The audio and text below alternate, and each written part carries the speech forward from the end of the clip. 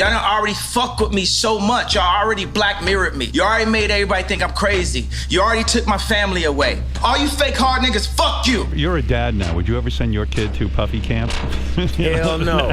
Now, I've had to turn down $50 million 4 times. Before the wild freak-off party stories broke, Diddy already had his fair share of enemies in Hollywood. From bitter rivalries to shocking betrayals, these 5 celebs have always had beef with him, long before the public even knew what was happening behind closed doors. Hey there, celebrity fans, welcome back to our channel. Today, we're diving into the wild world of Diddy and exploring the famous rivalries he's had over the years. From big fights to shocking betrayals, grab your favorite snack and get ready for some juicy stories that have everyone buzzing. Kanye West. Kanye West and Diddy have had a wild roller coaster relationship over the years, but 2022, that's when things really hit the fan. On an episode of Drink Champs, Kanye didn't hold back. He straight up called Diddy a Fed. Fuck you. Wait, hold on. Okay. All you fake hard niggas, fuck you. You know what I'm saying? I don't give a fuck because you can't shoot nobody anyway, and the reason why you got talk is because you did a deal, you fucking Fed. Accusing him of being controlled by powerful figures behind the scenes. And before you could blink, that episode got yanked down, but not before clips of Kanye's fiery rant went viral. But here's the kicker. It wasn't just about that one moment. This beef had been simmering for a while. Kanye sees Diddy as part of the old guard of hip-hop, representing the establishment, while Kanye, he's the self-proclaimed revolutionary shaking things up. 2 titans with big egos and clashing visions for the future of hip-hop? Yeah, tension was bound to explode. When Kanye's comments hit the internet, fans were split. Some cheered his boldness, while others thought he'd finally lost it. Did he? He stayed silent, letting Kanye's words fizzle on their own, which only fueled more speculation. This wasn't just another hip-hop beef, it was personal, deep, and hit different. Usher. Usher's relationship with Diddy goes way back to when Usher was just 13 years old.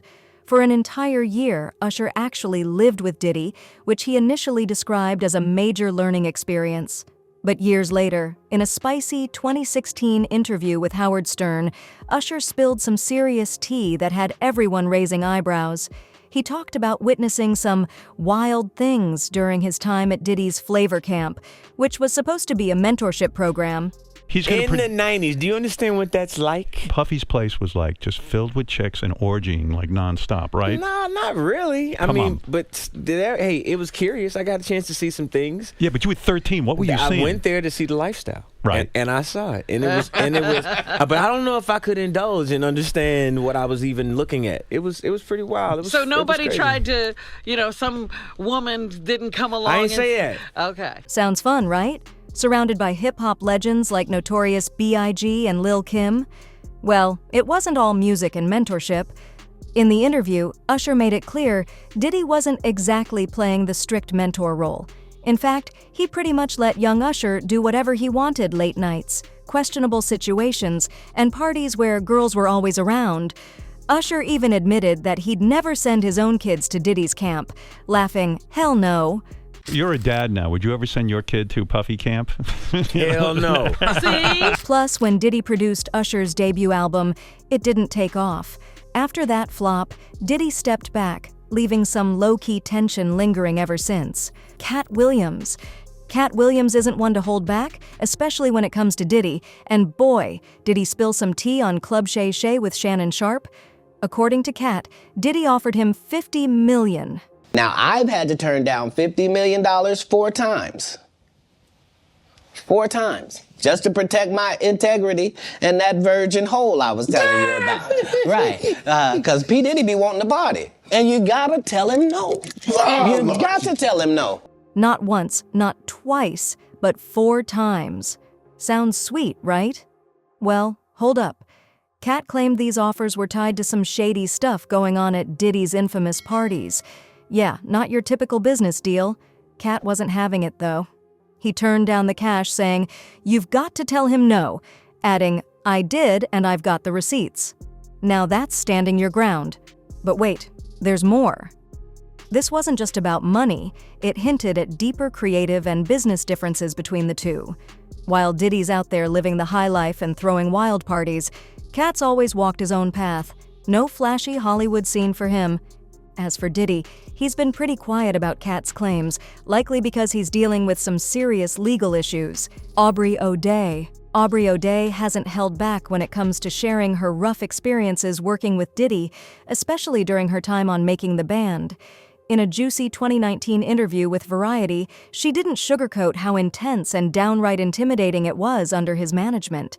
Diddy, she said, was critical, sometimes over the smallest things, like her appearance, even down to her toenails.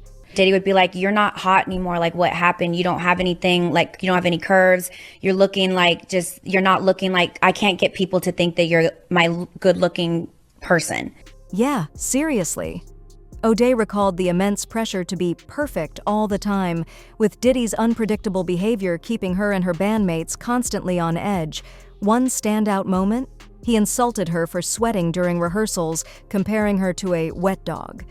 But O'Day didn't stay quiet once the show ended.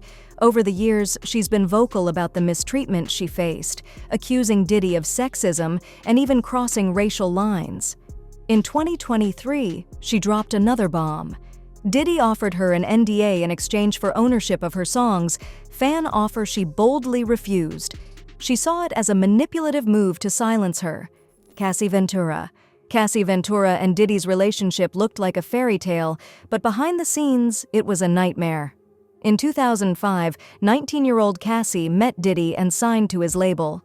Their professional bond quickly turned personal, and by 2023, Cassie had filed a shocking lawsuit.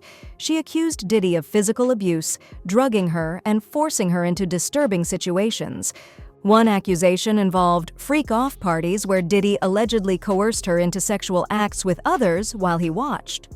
Cassie also claimed he kept her under the influence of drugs to control her, and when she tried to leave, he responded with violence. After a failed attempt to escape in 2018, she said he broke into her home and assaulted her. Halls of the Intercontinental Hotel in Century City. You see music mogul Sean Diddy Combs running down the hall, holding a towel around his waist. Ventura is next to the elevators when Combs grabs her by the neck, throws her to the ground, kicks her. He then tries to drag her back up the hallway. We're talking about what she called freak-off parties, where she alleged Diddy coerced her into sexual acts with others while he watched. Creepy, right? Although the lawsuit was eventually settled, it revealed a dark side of fame. Cassie has since moved on, but the scars of that painful time remain. That's a wrap, celebrity fans. What do you think about the drama surrounding Diddy and his Hollywood rivals? Is it all just smoke and mirrors, or is there more to the story than meets the eye? Share your thoughts in the comments, and if you enjoyed this juicy gossip, don't forget to like, share, and subscribe for more sizzling insights.